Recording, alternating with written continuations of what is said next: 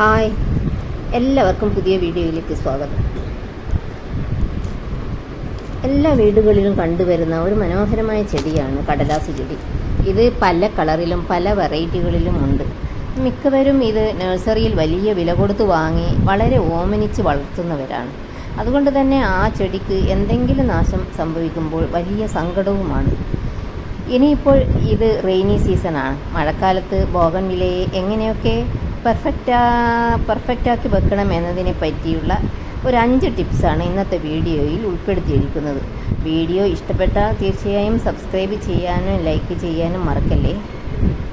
ആദ്യത്തെ ടിപ്സ് എന്ന് പറഞ്ഞാൽ ഡ്രെയിനേജ് ഫെസിലിറ്റിയാണ്.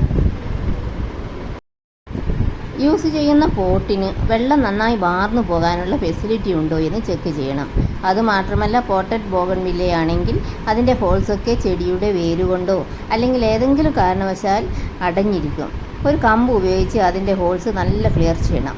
വെള്ളം നന്നായി ഹോൾസിലൂടെ ഒഴുകിപ്പോകണം.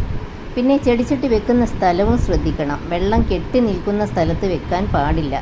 അങ്ങനെ വെക്കുകയാണെങ്കിൽ അടിയിലുള്ള വേര് ചീഞ്ഞു പോകാനുള്ള സാധ്യതയുണ്ട്.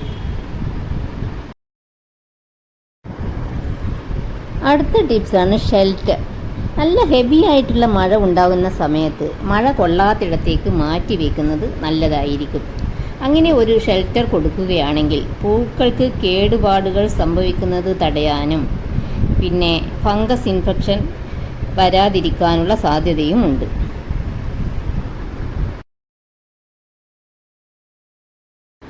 മൂന്നാമത്തെ ടിപ്സ് ഫെർട്ടിലൈസർ.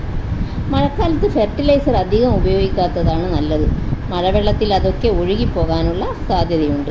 അതുകൊണ്ട് ചെറിയ രീതിയിലുള്ള വളപ്രയോഗം മതി.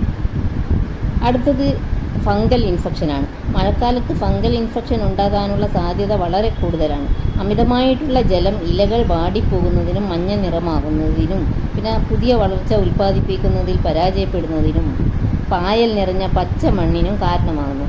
ഇങ്ങനെയുള്ള സാഹചര്യത്തിൽ ചെടിയുടെ ലീവ്സൊക്കെ ഒന്ന് കഴുകി വൃത്തിയാക്കിയതിൻ്റെ ശേഷം നല്ല സൺലൈറ്റ് കിട്ടുന്ന സ്ഥലത്ത് വെച്ച് നല്ല ഡ്രൈ ആക്കി എടുക്കണം. പിന്നെ ഈ ഫംഗിസൈഡ് ലീവ്സിലും ബ്രാഞ്ചസിലും ഒക്കെ സ്പ്രേ ചെയ്യുക.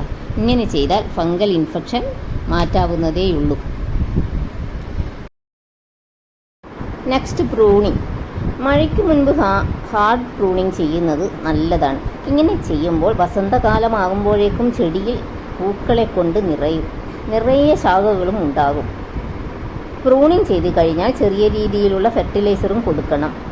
അതിനു മുൻപ് മണ്ണിൻ്റെ ഉപരിതലത്തിലുള്ള അനാവശ്യ കിളകളൊക്കെ പിഴുതെടുക്കണം. മണ്ണ് കുറച്ച് ഇളക്കി കൊടുക്കണം. ഫെർട്ടിലൈസർ ഇട്ടതിൻ്റെ ശേഷം കുറച്ച് വെള്ളവും ഒഴിക്കണം. ഇങ്ങനെയൊക്കെ നന്നായി കെയർ ചെയ്യുകയാണെങ്കിൽ നമ്മൾ ഓമനിച്ച് വളർത്തിയ കടലാസ് ചെടി നശിച്ചു പോകാതെ നല്ല ഹെൽത്തി ആയിട്ട് ഉണ്ടാകും. പിന്നെ പ്രൂണിങ് ചെയ്യുന്നതിലൂടെ വായുസഞ്ചാരം മെച്ചപ്പെടുത്തുന്നതിനും രോഗങ്ങൾ പടരുന്നത് തടയാനും സാധിക്കും. നിങ്ങൾക്ക് ഈ വീഡിയോ ഇഷ്ടപ്പെടുമെന്ന് വിശ്വസിക്കുന്നു. Thank you.